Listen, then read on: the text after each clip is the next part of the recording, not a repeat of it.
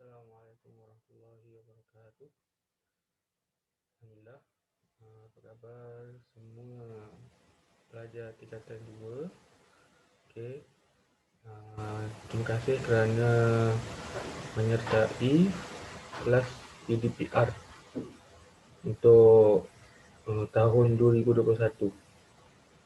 Okey, nama Ustaz Syahdan Nazrim bin Farudin. Boleh panggil Ustaz Syah saja. Okey. Jadi Ustaz akan mengajar awak lah untuk tahun ini bagi sesi petang. Okey, jadi diharap awak semua boleh beri kerjasama yang baik lah. Okey. Okey, jadi kita akan mulakan kelas kita. Diharap semua dapat sedia. Okey, jadi Ustaz dah sediakan slide presentation. Okey. Untuk pendidikan Islam. Okey, tahun ni tingkatan 2. Okey, jadi kita tengok Okey, kita mulakan.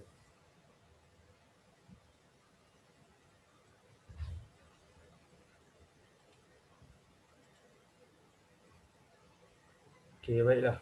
Jadi pelajaran yang kita akan belajar pada hari ini ialah Pendidikan Islam tingkatan 2, Hidayah Sumber Kebahagiaan. Okey, tengok. Okey, baiklah. Jadi untuk tajuk ini kita kena hafal surah Al-Imran ayat 8 . Okey, surah Al-Imran ayat 8. Okey, jadi kita tengok apa teks dia. Okey, kita ikut Ustaz baca sama-sama. Okey. A'udzu billahi minasyaitonir rajim. Bismillahirrahmanirrahim. Rabbana la tuzigh qulubana ba'da idh hadaitana wa hab lana min ladunka rahmah innaka antal wahhab. Okey, kita ulang lagi sekali yang kedua. A'udzu billahi minasyaitonir rajim. Bismillahirrahmanirrahim. Rabbana la tuzigh qulubana ba'da idh hadaitana wa hab lana min ladunka rahmah innaka antal wahhab. Okay. Jadi para pelajar diminta ulang 3 kali dan hafal terus. Okey. Okey, Ustaz bagi masa 1 minit. Okey, untuk ulang.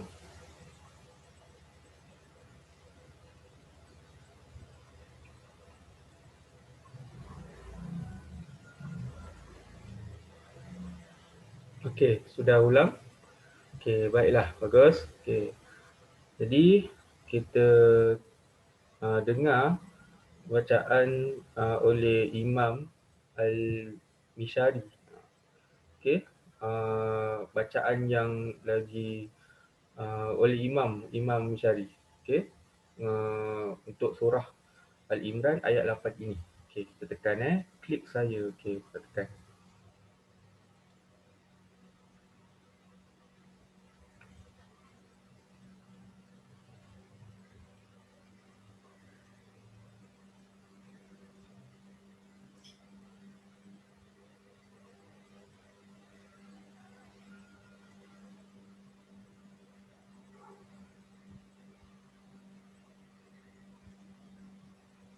Okey. Dengar tak? Okey, ataupun Ustaz cuba sekali.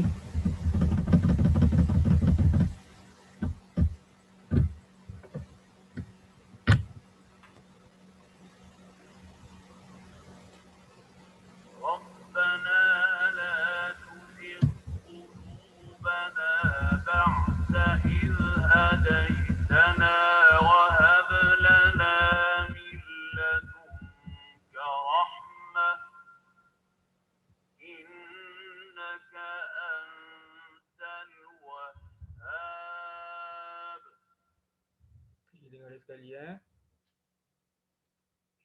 ربنا لا تزغ قلوبنا بعد إذ هديتنا وهب لنا من لدنك رحمة إنك أنت الوهاب.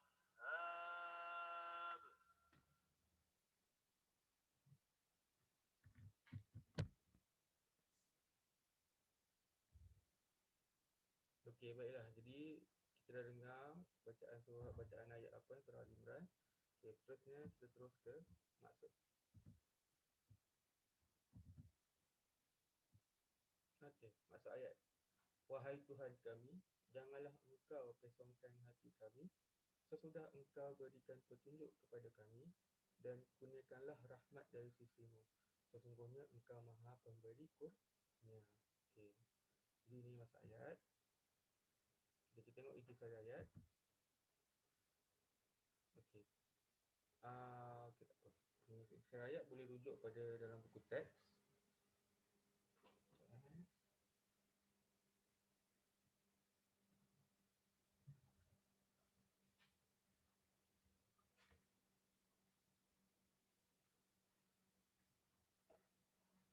Okey, isi ayat. Okey, kalau para pelajar ada buku teks, sila rujuk buku teks sekarang. Okey, yang pertama, Allah menegaskan keesaan, keagungan dan kebijaksanaannya kepada seluruh makhluk. Okey, yang kedua, para malaikat dan orang berilmu mengakui keesaan, keagungan dan kebijaksanaan Allah Subhanahu Wa Taala. Yang ketiga, Allah menjelaskan bahawa dialah yang memerintah seluruh alam dengan keadilan. Dan yang keempat, bukti dan dalil keesaan, keagungan dan kebijaksanaan Allah dapat disaksikan melalui penciptaan alam semesta dan dari ayat-ayat Al-Quran. Okey.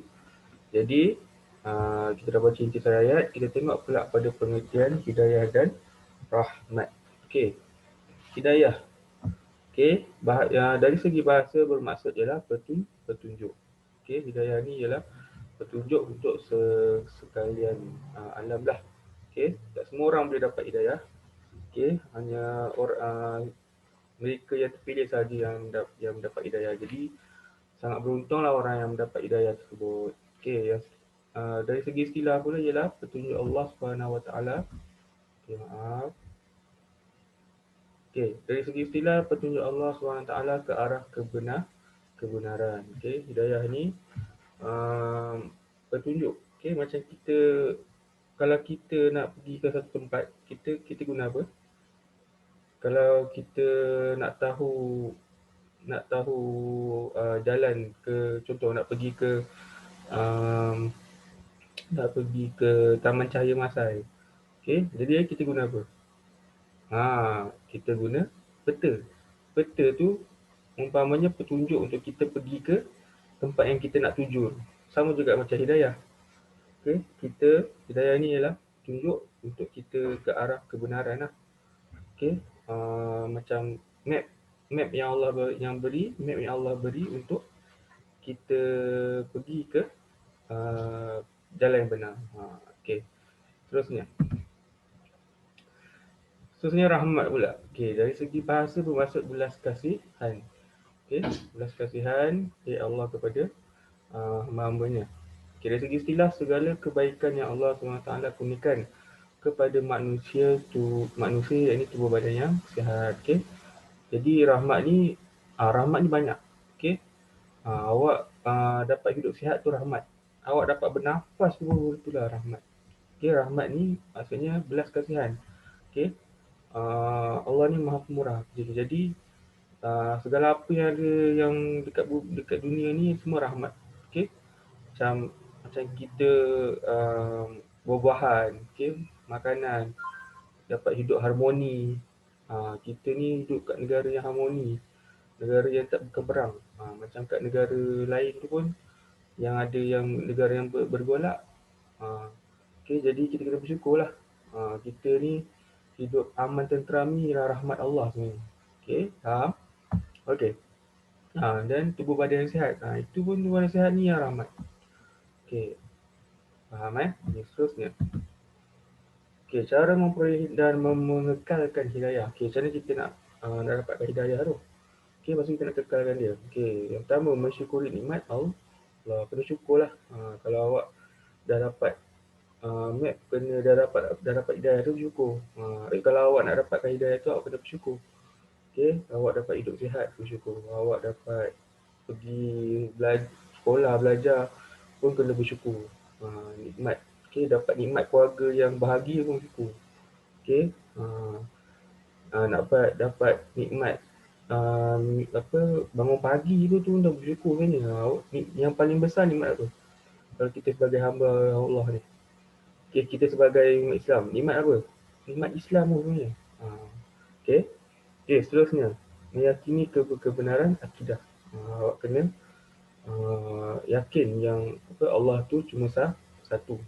Tak boleh inilah jangan percaya kepada yang lain. Yakin akidah awak mesti kuat. Yang tiga, berakhlak mulia. Okey. Kalau awak berakhlak mulia, insya-Allah awak akan jadi muslim yang mengamalkan ajaran Islam lah. Kalau awak tak berakhlak mulia, okey, kalau awak contoh berakhlak mulia ni kalau jadi gangster ke, pukul orang ke kan, bunuh orang ke, itu dah melanggar Islam. Jadi kita kena berakhlak mulia. Yang keempat, bersungguh-sungguh menimba ilmu.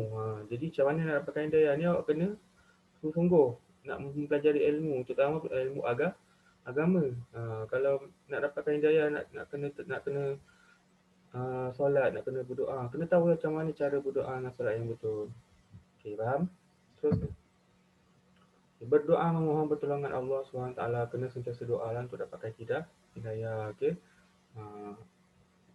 Selalu doa supaya diberikan petunjuk, supaya diberikan hidayah. Okey, seterusnya, memelihara hubungan baik antara makhluk. Antara makhluk ni maksudnya bukan kena jaga hubungan dengan siapa? Bukan dengan manusia saja. Dengan makhluk Allah yang lain macam apa? Kucing, binatang, haiwan pun tu kena jaga juga. Bukannya sekadar manusia saja kena jaga hubungan baik.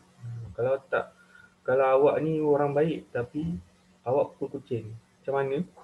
Tak dapatlah hidayah. Itu kucing tu haiwan kesayangan Nabi.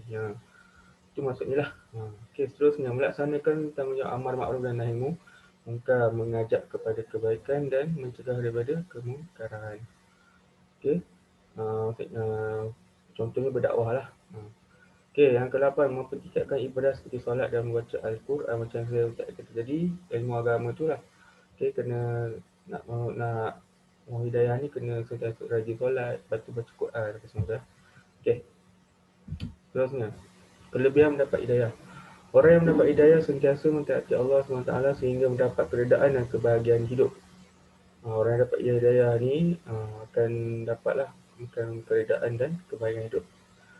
Orang yang tidak mendapat hidayah akan hidup dalam kesesatan dan kebatilan. Okay, macam Ustaz kata tadi, kalau map tu, kalau awak dah ada map, awak bolehlah sampai ke destinasi. Awak tahulah jalan nak pergi, nak mana nak pergi. Tapi kalau tak ada map, awak main jalan je, nak pergi Cahaya Masa tu main jalan tak ada map. Memang sesat lah. Nanti kejap masuk sini, kejap masuk Bukit Dahlia, kejap masuk dekat Ekotropika, kejap masuk. Kan dah susah. Itu maksudnya. Okay, seterusnya.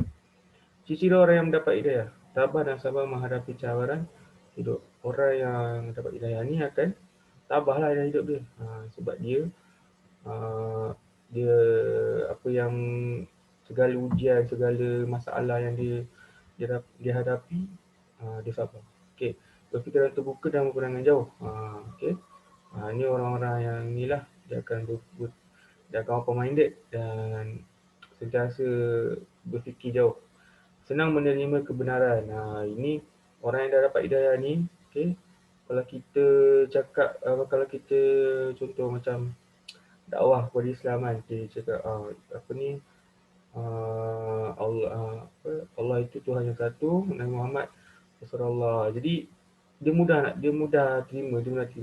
Tapi kalau bagi contoh kalau orang Kristian yang betul-betul anti-Islam, kalau dia tak dapat hidayah, kita cerita cakap apa ni bukti ni Nabi ni memang pesuruh Allah yang satu Nabi ni ada mukjizat. Okey, cakap gitu apa, Al-Quran ni memang daripada langit.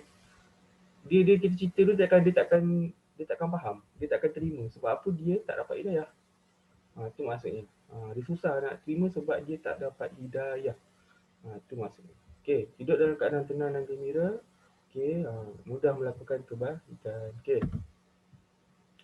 Akibat tidak mendapat hidayah, mudah kecewa bila gagal. Mudah tak dapat hidayah, jadi frust lah, dia jadi geram. Okey. Jadi kalau macam gagal tu contoh macam contoh kalau sesat tadi apa nama tadi? Map tadi, kalau map yang tadi tu nak pergi cari masai, lepas tu tak jumpa-jumpa jalan. Lepas tu geram. Lepas tu macam sepak motor ke, sepak apa kereta ke, cakap apa ni, apalah kereta ni, apalah apa ni. Kenapa tak jumpa jalan ni? Geram tu aku. Dia akan jadi kecewa lah. Sangat kecewa. Kita salahkan orang lain, salahkan semua benda dia salahkan. Tu maksudnya. Okey, tu yang penting hidayah ni. Pentingnya hidayah ni supaya kita uh, tak tersesatlah dalam kehidupan.